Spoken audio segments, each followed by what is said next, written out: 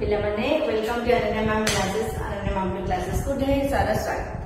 पिले मु तमर कंटिन्यू करूथली को भाषा को चैप्टर ना मातृभाषा और लोक शिक्षा तम जो 11 नंबर चैप्टर गद्य विभाग रो तो सेटा मु फर्स्ट पार्ट अपलोड करिछि देखि छ। जदि देखिना ताले मो चैनल ऊपर जाइकी अनन्या मैम क्लासेस को जाइकी देखि नबा हैला।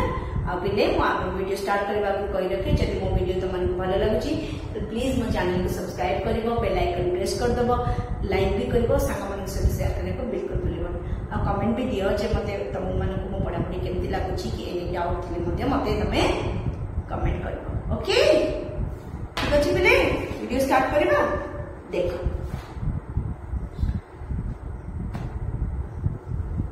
सुनो आमे किछि कथा जानिथिले जे मातृभाषार गुरुत्व कोन तो आमे किछि पढिथिले। आज आमे तापरठु देखिबा पेज नंबर 72 पिले बही बाहर कर तमे के बही देखुथिबो मो पढि जाथिबो बुझिथिबो बहुत इजी हबा है ना।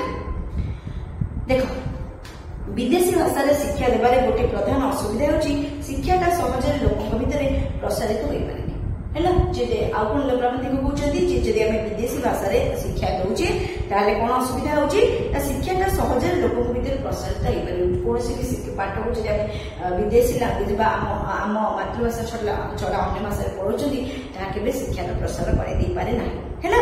विदेशी शिक्षा समस्ते पाई पारंती नहीं। जो केते जन पाती से माने स्कूल कॉलेज रु फेरी घरे पहुंचे साधारणतः विदेशी भाषा को आउ व्यवहार कर पारंती नहीं। तमे मन कर इंग्लिश पढुछ कि हिंदी पढुछ तमे कोन तम घरे गला हिंदी रे इंग्लिश रे कथाबार्ता करछ कि तमे घर को गले तो तार प्रैक्टिस मध्ये तमे माने केबे करि पारन। जदि अछि स्कूल ले बही अछि पढा जरूरी सेति पई पढुछ किंतु तार आ कोन तार डेवलपमेंट केबे भी करि होबो नै। कारण हम घर को गले हम बाप मां सहित हम परिवार सहित हम साइड को सहित बोतरे हम तम मातृभाषा रे कथा होचे ना तो तार प्रचार प्रसार केबे भी हे पारिबो नाही। धरते इंग्रेजी कथा आमे देश रे खूब कम परिवार अछथि जोटी समस्त इंग्रेजी जानछथि।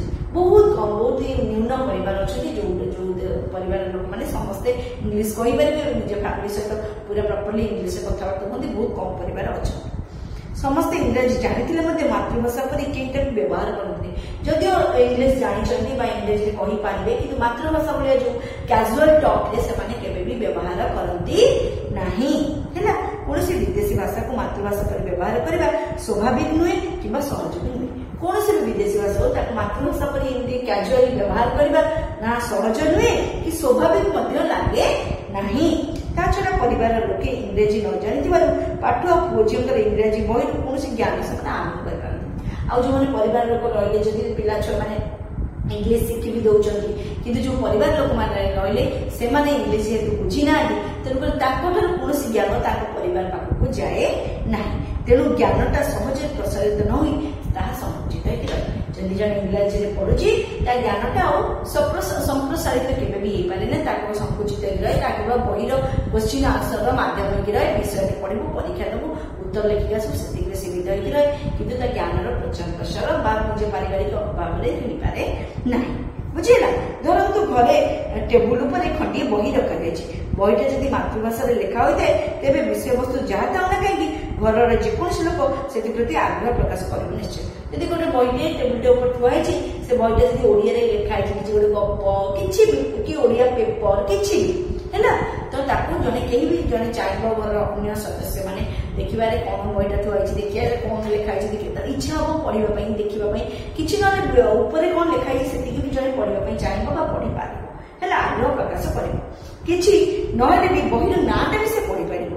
धरंतु धान चाष विषय खंडी पुस्तक ओडिया भाषा रे लिखा है गोटे बही थुआ है तार लिखा है धान चाष ताको देखिले जे कोनसी पुस्तकर कौतूहल हो एतिके संदेह हो जने कृषक से कौन करे से देखियो जे बारे धान देखिया एतिके कोन लिखा है कि धान भलो खराब को धान रे की माने औषध दिया जाए अमल केमती करे छै जने चाहे जंगल क्यूरियोसिटी रहबो कि नै जने चाषी लोक जे धान चाष करथिबे रहबो ना स्वाभाविक भाबरे कौतूहल हेबो सेते संदेह कोन अछि।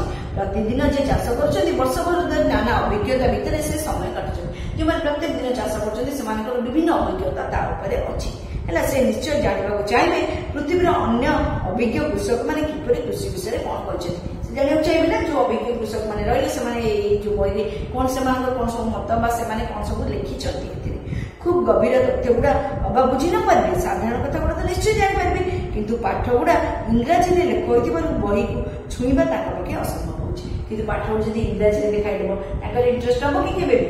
ତାଙ୍କର କେବେ ବି ଇଣ୍ଟରେଷ୍ଟ ହବ ନାହିଁ। ହେଲା, ଏହି ଦୃଷ୍ଟିରୁ ବିଚାର କଲେ ବିଦେଶୀ ଭାଷା ମାଧ୍ୟମରେ ଦିଆଯାଉଥିବା ଶିକ୍ଷା ଲୋକଙ୍କ ଭିତରେ ସହଜରେ ବିସ୍ତୃତ ହୋଇପାରୁନି। ଯୋଉ ବିଦେଶୀ ଭାଷାରେ ଯୋଉ ଶିକ୍ଷା ଦିଆଯାଉଛି ତାହା ଲୋକଙ୍କ ଭିତରେ କଣ ହେଇପାରୁନି, ମାନେ ବିସ୍ତୃତ ହେଇପାରୁନାହିଁ। ବିଲାତ ପ୍ରଭୃତି ଦେଶରେ ଦେଖିବା କଥା ତାଙ୍କ ବହି। ବିଲାତ ଦେଶ ଯୋଉ ଇଂଲଣ୍ଡ କଥା କୁହାଯାଉଛି, ତାଙ୍କ ବହିକି ଦେଖ। ବିଲେଇ କୁକୁର ପାଳିବା ଠାରୁ ଆରମ୍ଭ କରି ଉଡାଜାହାଜ ଉଡେଇବା ପର୍ଯ୍ୟନ୍ତ ସବୁ ପ୍ରକାର ଜ୍ଞାନ ସରଳ ଭାଷାରେ ଲୋକେ ବୁଝିଲା ପରେ ଲେଖାଯାଇଛି। ତାଙ୍କର ବିଲେଇ କୁକୁର ପାଳିବା ଠାରୁ ଉଡାଜାହାଜ ପର୍ଯ୍ୟନ୍ତ ତାଙ୍କର ସବୁ ତାଙ୍କ ଲୋକ କେମିତି ସହଜ ସରଳରେ ବୁଝିପାରିବେ ସେଇଭଳି ଢଙ୍ଗରେ ତାଙ୍କର ଲେଖାଯାଇଛି। ଯେକୌଣସି ଲୋକ ବହି ଖଣ୍ଡିଏ କିଣି ନେଇ ପଢୁଛି, ତାରି ଫଳରେ ଜ୍ଞାନ ସହଜରେ ବିସ୍ତୃତ ହେଇପାରୁଛି। ଯେହେତୁ ତାଙ୍କର ଏତେ ସହଜ ସରଳ ଭାବରେ ତାଙ୍କର ଲେଖାଯାଇଛି, ତେଣୁକରି ଯେକୌଣସି ଲୋକ ଯେଉଁ ବହି ନେଉଛି ତାଙ୍କ ଜ୍ଞାନଟା ବିସ୍ତୃତ ହେଇପାରୁଛି, ତାଙ୍କର ଜ୍ଞାନର ଭଣ୍ଡାର ତାଙ୍କର ବଢୁଅଛି। ହେଲା, କିନ୍ତୁ ଆମ ଦେଶରେ ଜ୍ଞାନ ଭଣ୍ଡାରଟା ଇଂରାଜୀରେ ଥିବାରୁ କୋଟି କୋଟି ଜନତା ଆଖି ଥାଉ ଅନ୍ଧ। କିନ୍ତୁ ଆମର ଯୋଉ ଜ୍ଞାନର ଭଣ୍ଡାର ଅଛି, ଯେତେ ପାଠ ତମେ ଦେଖ, ମେଡିକାଲ ଇଞ୍ଜିନିୟରିଂ ଠୁ ଆରମ୍ଭ କରି ଯେତେ ସବୁ ବହି ଅଛି ସବୁ କୋଉଥିରେ ଲେଖା ହେଇଛି? ଇଂରାଜୀ ଭାଷାରେ ଲେଖା ହେଇଛି। ଯାହାକି ମାନେ ଜ୍ଞାନ ଯୋଉ ପିଲାଟି ପଢିଲା ସେଇ କେବଳ ପରୀକ୍ଷା ଦେବା ପାଇଁ ପଢୁଛି, ପଛରେ ତାର ସେଇଟା ପଛରେ କାମରେ ଲାଗୁ କି ନ ଲାଗୁ ମତଲବ ନାହିଁ, କିନ୍ତୁ ସେ କେବଳ ପରୀକ୍ଷା ଦେଇକି ନମ୍ବର ପାଇବା ପାଇଁ ପଢୁଛି। ଏଠି ଜ୍ଞାନର କୌଣସି ବିକାଶ ହେଇପାରୁ ନାହିଁ ବା ସମସ୍ତଙ୍କ ପାଖରେ ସାଧାରଣ ଭାବରେ ଜ୍ଞାନ ପହଞ୍ଚି ପାରୁନାହିଁ। ଥିବାରୁ କୋଟି କୋଟି ଜନତା ଆଖି ଥାଉ ଅନ୍ଧ। ସେ ଇଂରାଜୀ ପଢି ପାରୁଛି, ସେଇ ପାରଙ୍ଗମତା ପାଇଁ ତା ମନରେ ଯେଉଁ ଅଭିମାନ ଓ ଯିଏ ନ ପଢି ପାରୁଛି ସେଇ ଅପାରଗତା ପାଇଁ ତା ମନରେ ଯେଉଁ ନିମ୍ନମାନ୍ୟତା, ୟାକୁ ନେଇ ଦେଶ ଦୁଇ ଭାଗରେ ବିଭକ୍ତ ହେଇଛି, ପାଠୁଆ ଓ ଅପାଠୁଆ। ବୁଝିଲା, ଯିଏ ମାନେ ଇଂରାଜୀ ପଢି ପାରୁଛନ୍ତି ତାଙ୍କ ଭିତରେ ଅହଙ୍କାର ପଡୁଛି ଯେ ମୁଁ ସବୁ ଜାଣିଛି, ମୁଁ ବହୁତ ଜ୍ଞାନୀ, ମୁଁ ବହୁତ ପଣ୍ଡିତ। ଆଉ ଯିଏ ପଢି ପାରୁନି ବା ଯାହାର ଇଂରାଜୀ ଜ୍ଞାନ କମ, ସେ ନିଜକୁ ଛୋଟ ବୋଲି ମନେ କରୁଛି ଯେ ମୋ ଦ୍ୱାରା କିଛି ହେଇପାରୁନି, ମୋର ତ ଇଂଲିଶ ହଉନି, ମୁଁ ତ ପାରୁନି, ମୋ ଦ୍ୱାରା ତ କିଛି ହବନି, ଆଗକୁ ଗଲେ କେମିତି ପଢିବି? ସାଇନ୍ସ ପଢିବାକୁ ହେଲେ +2 ରେ ସାଇନ୍ସ ପଢିବାକୁ ହେଲେ ଇଂଲିଶ ପଢିବାକୁ, ଇଂଲିଶରେ ପଢିବାକୁ ପଡିବ, ଓଡିଆରେ ତ କିଛି ଲେଖା ହେଇନି, ଇଂଲିଶ ପଢିବାକୁ ପଡିବ। ତ ସାଇନ୍ସକୁ କେମିତି ପଢିବି? ମୋର ତ ଇଂଲିଶ ଭଲ ହଉନି। ମୁଁ ମ୍ୟାଥକୁ କେମିତି ପଢିବି? ମୋର ତ ଇଂଲିଶ ଭଲ ହଉନି। ତ ସବୁ ଜିନିଷଟା କଣ ହେଇଯାଇଛି? ଇଂଲିଶ ସହିତ ଏମିତି ଆଟାଚ କରାଯାଇଛି ଯେ ଲୋକ ଭାବୁଛି ଯଦି ଇଂଲିଶ ନାହିଁ ମାନେ ମୁଁ ମୂର୍ଖ। ହେଲା, ତା ସିଏ ନିଜକୁ ଅପାଠୁଆ ବୋଲି ମନେ କରୁଛି। ହେଲା, ଏହା ଘର ଭିତରେ କିଛି ଉଠିଛି ଅଦୃଶ୍ୟ ଏଇ ସବୁ ପରିସ୍ଥିତି। ଜଣେ ପାଠୁଆ ଅପାଠୁଆର ଯୋଉ ପାଚେରୀ ଗୋଟେ ପରିବାର ଭିତରେ ବି ସୃଷ୍ଟି ହେଇଛି। ଗୋଟେ ଭାଇ ଯଦି ଭଲ ପାଠ ପଢିକି ବଡ ପଢ ହେଇଗଲା, ସେ ତାର ଇଂଲିଶ ହଉଛି ସେ ବଡ ପାଠ ପଢିଲା, ସେ ଡକ୍ଟର ହେଲା, ସେ ଇଞ୍ଜିନିୟର ହେଲା, ସେ ଆଉ କଣ ପଢିଲା। ଯେହେତୁ ଆଉ ଗୋଟେ ଭାଇର ପାଠ ନାହିଁ ବା ପାଠ ନାହିଁ ମାନେ ଇଂରାଜୀ ନାହିଁ, ଯୋଉଥିପାଇଁ ସେ ଉପରକୁ ଯାଇପାରିଲାନି, ସେ ଅପାଠରେ କାଉଣ୍ଟ ହେଲା। ତ ଗୋଟେ ଅଦୃଶ୍ୟ ପାଚେରୀ ପରିବାର ଭିତରେ ଏଇ ଡିସ୍କ୍ରିମିନେସନକୁ ନେଇକି କଣ ହଉଛି ପିଲେ ନା ସୃଷ୍ଟି ହେଇଛି ବୋଲି ଏଠି ପ୍ରାବନ୍ଧିକ କହୁଛନ୍ତି। ହେଲା, ବିଦେଶୀ ମାଧ୍ୟମ ଏହି ଅପ୍ରାକୃତିକ ପାଚେରୀକୁ ଭାଙ୍ଗିବା ପାଇଁ ପ୍ରଥମ ପ୍ରୟାସ କରିଥିଲେ ସେ ଅଦୃଶ୍ୟ ସ୍ରଷ୍ଟ ଗାନ୍ଧିଜୀ। ହେଲା, ବିଦେଶୀ ମାଧ୍ୟମର ଏଇ ଯୋଉ ଅପ୍ରାକୃତିକ ପାଚେରୀ ସୃଷ୍ଟି ହେଇଛି ଆକୁ ଭାଙ୍ଗିବାର ମାନେ ପ୍ରଥମ ପ୍ରଚେଷ୍ଟା କିଏ କରିଥିଲେ ନା ମହାତ୍ମା ଗାନ୍ଧୀ କରିଥିଲେ। ସେଇ କୃଷି କଥାର ଉଦାହରଣ ନେଇ ଅନ୍ୟ ପକ୍ଷରୁ ବିଚାର କରି ବିଦେଶୀ ମାଧ୍ୟମ ଯୋଗୁଁ ଆମ ଭାଷା କଣ ହରେଇଛି। ହେଲା, ଏଇ ଯୋଉ ବିଦେଶୀ ମାଧ୍ୟମ ପାଇଁ ଆମ ଭାଷା କଣ ହରେଇଛି ଦେଖ, ତାହା ସ୍ପଷ୍ଟ ଜାଣିବ। ଇଂରାଜୀ ଭାଷାରେ ସବୁ ଲେଖିବା ପଢିବା ଫଳରେ ମାତୃଭାଷାର କୃଷି ବିଷୟରେ ଯେତେ ଟେକ୍ନୋଲୋଜି ଇଡିୟମ ଅଛି ତାକୁ ଇଂରାଜୀ ପଢିବା କୃଷକ କାଳକ୍ରମେ ଭୁଲି ଯାଉଛନ୍ତି। ବୁଝିଲା, ଯେ ମାତୃଭାଷାରେ ଯେହେତୁ ଇଂରାଜୀ ଭାଷାରେ ସବୁ ଲେଖା ପଢା ତ ସବୁ ଜିନିଷ ଇଂରାଜୀ ଭାଷାରେ ହେଇଛି। ହେଲା, ପଢିବା ଫଳରେ ମାତୃଭାଷାରେ କୃଷି ବିଷୟରେ ଯେଉଁ ଟେକ୍ନିକାଲ ଇଡିୟମ ଅଛି, ଯୋଉ ଟେକ୍ନିକାଲ ପଲିସି ସବୁ ଅଛି, ତାକୁ ଇଂରାଜୀ ପଢୁଆ କୃଷକ ମାନେ କଣ କରୁଛନ୍ତି? ଧୀରେ ଧୀରେ ଭୁଲି ଯାଉଛନ୍ତି। ସେଇ ପରିମାଣରେ ଆମ ମାତୃଭାଷାର କ୍ଷତି ମଧ୍ୟ ହେଉଛି। ଇଂରାଜୀ ପଢୁଆ ଲୋକ ମାତୃଭାଷାରେ ଲେଖି ପଢିବା ପାଇଁ ନାରାଜ। ଯୋଉମାନେ ଇଂରାଜୀ ପଢୁଆ ଲୋକ ତାଙ୍କର ମାନ ସମ୍ମାନ ପଳଉଛି, ସେମାନେ ମାତୃଭାଷାରେ ପଢିବାକୁ ରାଜି ନାହାନ୍ତି। ତେଣୁ ମାତୃଭାଷାରେ କୃଷି ବିଷୟରେ ଟେକ୍ନିକାଲ ଶବ୍ଦ ତିଆରି ହେବାର ସମ୍ଭାବନା ନାହିଁ। ହେଲା, ମାତୃଭାଷାରେ କଣ ଟେକ୍ନିକାଲ ଶବ୍ଦ କିଛି ସୃଷ୍ଟି ହେବାର ତ କୌଣସି ସମ୍ଭାବନା ନାହିଁ। ପୁଣି ୟାକୁ ଆଳ କରି କୁହାଯାଉଛି ଆମ ଭାଷାରେ ତ ପାରିଭାଷିକ ଶବ୍ଦ ନାହିଁ, ଆମେ ଲେଖାପଢା କରିବୁ। ଏଇ ଜିନିଷକୁ ଆଳ କରିକି ସେମାନେ କହୁଛନ୍ତି ଏମିତିଆ ଶବ୍ଦ ଯୋଉ ସବୁ ଶବ୍ଦ ଇଂରାଜୀରେ ଅଛି ତାର ତ ଓଡିଆରେ କିଛି ଶବ୍ଦ ଆମେ ପାଉନି ନା, ତାକୁ ଆମେ କରିବୁ କେମିତି? ମାନେ ଟେକ୍ନୋଲୋଜି ବା ଯେକୌଣସି ଶବ୍ଦ ତାକୁ ଆମେ ଓଡିଆରେ ସେ ଶବ୍ଦ ଆମେ ପାଉ। ହେଲା, ଭାଷାରେ ତ ପାରିଭାଷିକ ଶବ୍ଦ ନାହିଁ, ଆମେ ଲେଖାପଢା କରିବୁ କେମିତି? ଏଇ ହେଲା ଭାଷାର ମାପଚକ୍ର। ହେଲା, ଏଇ ହଉଛି ମାନେ ଏଇ ଭାଷାର ମାପଚକ୍ର। କହିବାର ସୁଯୋଗ ନାହିଁ ଓ ନ କରିଥିବାରୁ ଆଉ ସୁଯୋଗ ଦିଆଯିବ ନାହିଁ। ଯେହେତୁ କରିବାର କିଛି ସୁଯୋଗ ନାହିଁ, ସେମାନେ କହୁଛନ୍ତି କରିବାର ଆମ ପାଖରେ କିଛି ସୁଯୋଗ ନାହିଁ ଓ ନ କରିଥିବାରୁ ଆଉ ସୁଯୋଗ ବି ଦିଆଯିବନି।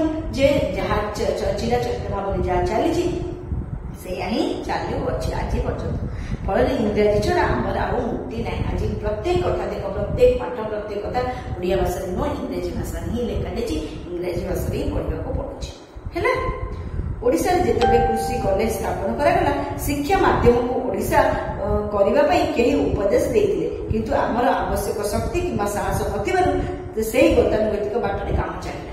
କଣ ହେଲା ପିଲେ ନା, ଯେତେବେଳେ ଓଡ଼ିଶାରେ ଯେତେବେଳେ କୃଷି କଲେଜ ସ୍ଥାପନ କରାଗଲା, ଯୋଉ ଓୟୁଏଟି ବିଶ୍ୱବିଦ୍ୟାଳୟ ଯୋଉ କୃଷି କଲେଜ ସ୍ଥାପନ କରାଗଲା, ସେତେବେଳେ ଶିକ୍ଷା ମାଧ୍ୟମକୁ ଓଡ଼ିଆ କରିବା ପାଇଁ କିଛି ଲୋକ ପ୍ରସ୍ତାବ ଦେଲେ ଯେ ଶିକ୍ଷାର ମାଧ୍ୟମକୁ କଣ କରାଯାଉ ନା ଓଡ଼ିଆ ମିଡିୟମରେ ରଖାଯାଉ ଦେଲେ, କିନ୍ତୁ ଆମର ଆବଶ୍ୟକ ଶକ୍ତି ଆମର ଆବଶ୍ୟକ ଶକ୍ତି ନଥିଲା କି ସାହସ ମଧ୍ୟ ନଥିବାରୁ ସେହି ଗତାନୁଗତିକ ବାଟରେ ମାନେ ଯୋଉ ଇଂରାଜୀ ଫର୍ମରେ କଣ ପାଠ ପଢା ଚାଲିଛି ସେଇଟା ହିଁ କଣ୍ଟିନ୍ୟୁ କଲା।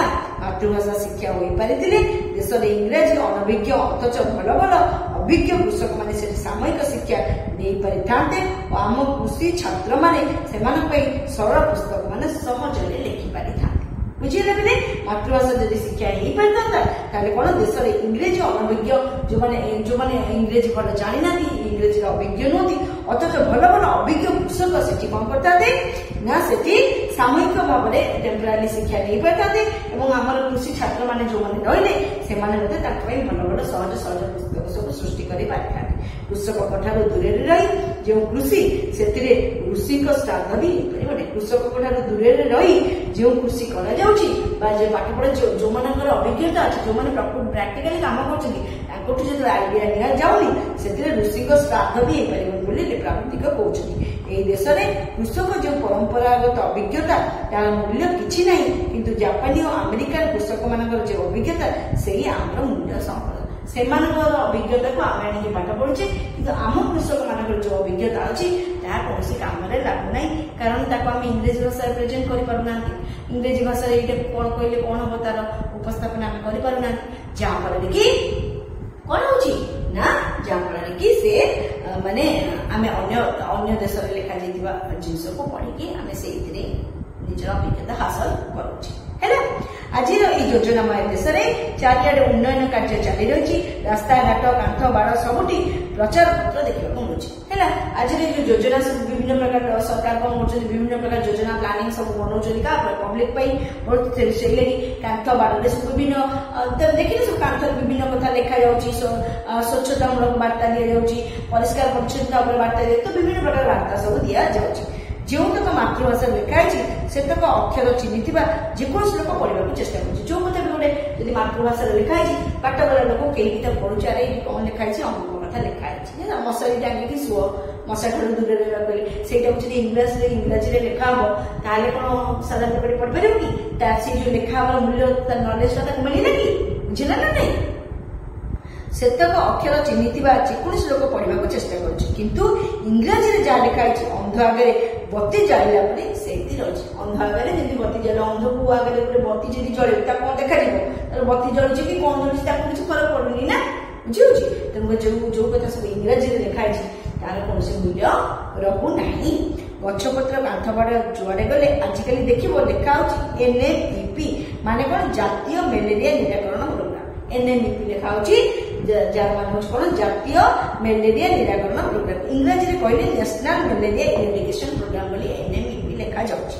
ମ୍ୟାଲେରିଆ ବିରୋଧରେ ସରକାର କେମିତି ଯୁଦ୍ଧ ଘୋଷଣା କରିଛନ୍ତି ସେମାନଙ୍କ ମଧ୍ୟରେ ତାକୁ ପ୍ରଚାର କରାଯିବା ପାଇଁ ଏହା ଲେଖା ହେଇଥାଏ ଯେ ଇଣ୍ଟରନେଟ ମାଧ୍ୟମରେ ପ୍ରତି ପ୍ରଚାର ପାଇଁ ଇଣ୍ଟରନେଟ ମାଧ୍ୟମରେ ଲିଫଲେଟ ବନେଇକି ପ୍ରଚାର ସବୁ କରାଯାଉଛି ଯେ ସରକାର କି ଷ୍ଟେପ କି ବ୍ୟବସ୍ଥା ନେଉଛନ୍ତି ମ୍ୟାଲେରିଆକୁ ନିରାକରଣ କରିବା ପାଇଁ। ହେଲା, ଓଡ଼ିଆରେ ଲେଖା ହୋଇଥିଲେ ଲୋକ ସରକାର ଉଭୟ ଲାଭ ହୋଇଥାନ୍ତା। ସେଟା ଓଡ଼ିଆରେ ଲେଖା ହେଇଥାନ୍ତା ତାର ଲୋକଙ୍କର ବି ଲାଭ ହୋଇଥାନ୍ତା ଆଉ ସରକାରଙ୍କର ବି ଲାଭ ହୋଇଥାନ୍ତା। କଣ ଲୋକ ସରକାର ଉଭୟଙ୍କର ଲୋକେ ଜାଣନ୍ତେ ସରକାର ତାଙ୍କ ପାଇଁ କି କାମ କରୁଛନ୍ତି, ଲୋକ ବି ଜାଣନ୍ତେ ଯେ ସରକାର ଆମ ପାଇଁ ଏତେ କାମ କରୁଛନ୍ତି, ଏତେ ସଚେତନତା ଦଉଛନ୍ତି। ଯଦି ଏଇଟା ଓଡ଼ିଆରେ ଲେଖା ହବ ଲୋକମାନେ ପ୍ରତ୍ୟେକ ଲୋକମାନେ ସହଜରେ ବୁଝିପାରିବେ, ତ ଲୋକଙ୍କ ଭିତରେ ବି ସଚେତନତା ଆସିବ ସରକାର ଆମ ପାଇଁ ଏତେ କାମ କରୁଛନ୍ତି, ତ ଏଥିରେ ସରକାରଙ୍କର ବି ଫାଇଦା ହବ। ହେଲା, ବୁଝିଲେ? ତେଣୁକରି ଏସବୁ ଜିନିଷ ଯୋଉ ଭୁଲ ଭାବ ବାଟରେ ଚାଲିଛି ଏହାର ପରିବର୍ତ୍ତନ ଜରୁରୀ ବୋଲି ପ୍ରାବନ୍ଧିକ କହୁଛନ୍ତି।